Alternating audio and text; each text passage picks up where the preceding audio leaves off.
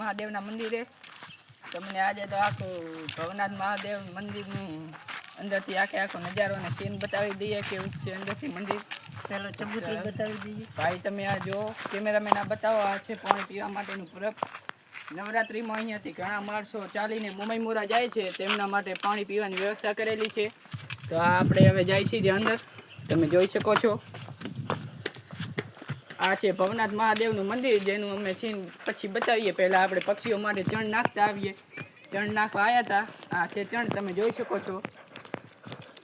ને હવે અમે ઉપર ચબૂતરા ઉપર ચણ નાખવા માટે જઈ રહ્યા છીએ. કેમેરામેન પાછળ આવી જાઓ.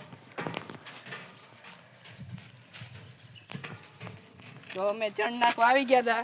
આ આપણા દેવજીભાઈ છે, ચણ નાખશે. દેવજીભાઈ ચણ નાખો. આ પક્ષીઓ માટે ચબૂતરો બનાવેલો છે. અને જો આ વિડીયો જોઈને તમે લાઈક અને સબસ્ક્રાઈબ કરશો તો 1 લાઈક અને 1 સબસ્ક્રાઈબ ઉપર અમે 1 કિલો ચણ નાખશું. અહીંયા ભાઈએ ચણ નાખી દીધું છે. અને જો તમે સબસ્ક્રાઈબ ને લાઈક કરશો તો અમે 1 લાઈક ને 1 સબસ્ક્રાઈબ ઉપર 1 કિલો ચણ નાખશું. બંધ કરી નાખ. આ છે ભવનાથ મહાદેવનું મંદિર, તમે જોઈ શકો છો. તમને મહાદેવના લાઈવ દર્શન કરાવી દઉં. બહુ જ પ્રાચીન મંદિર છે. ખોલો ભાઈ.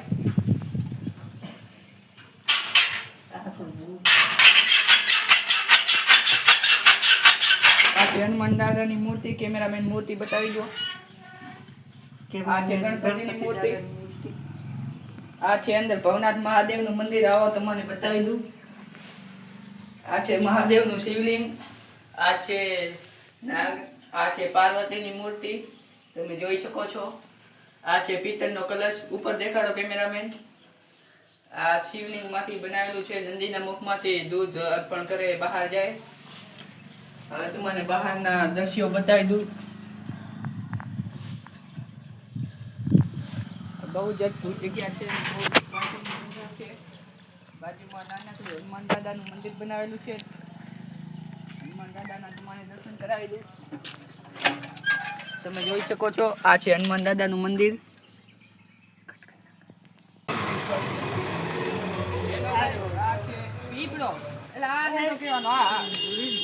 મિત્રો આ છે ઈચ્છાપૂર્તિ વડ.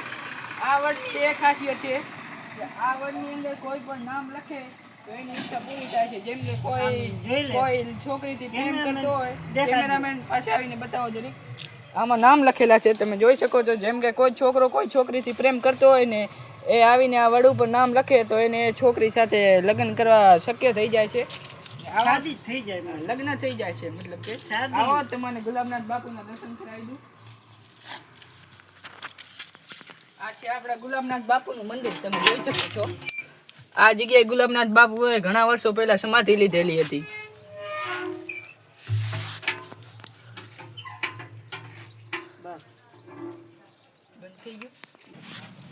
મિત્રો ગુલાબનાથ બાપુને તમે દર્શન કરી લીધા. આવો તમને એક જૂનો લીમડો બતાવી દઉં. કેમેરામેન પાછળ આવો.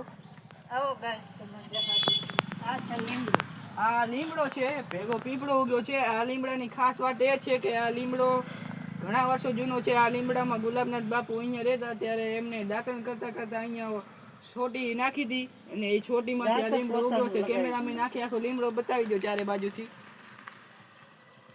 આ લીમડામાં નથી તો કોઈ પાણી પાતું, એમને લીમડો ઉગ્યો છે.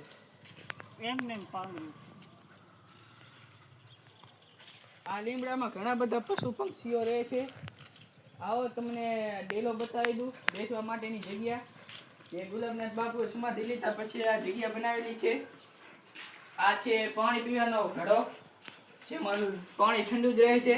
ગમે તેવો તાપ હોય તો ટાઢું પાણી રહે છે. તો મિત્રો આવો તમને હવે ગુલાબનાથ બાપુનો ધૂણો બતાવી દઉં. કેમેરામેન આ બતાવી દેજો. આ છે ગુલાબનાથ બાપુનો ધૂણો. અંદર જવાની જગ્યા અહીંયાથી છે. કેમેરામેન પાછળ આવી જાઓ.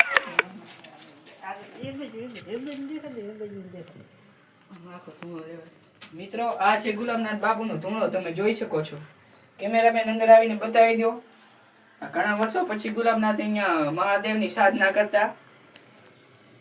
આ એમનો ધૂણો છે. આ છે એમનું રૂમ, અંદરથી બતાવી દો કેમેરામેન. આની અંદર ગુલાબનાથ બાપુ રહેતા. સામે એમનો ગેડિયો ટીંગાડ્યો. આ છે એમનો પલંગ, અંદર એમના ગોદડા બોદડા બધું પડ્યું છે. અને તમને જો આ જગ્યાનો ઇતિહાસ જાણવો હોય તો કોમેન્ટ કરો, તો અમે આખો ઇતિહાસ તમને બતાવશું.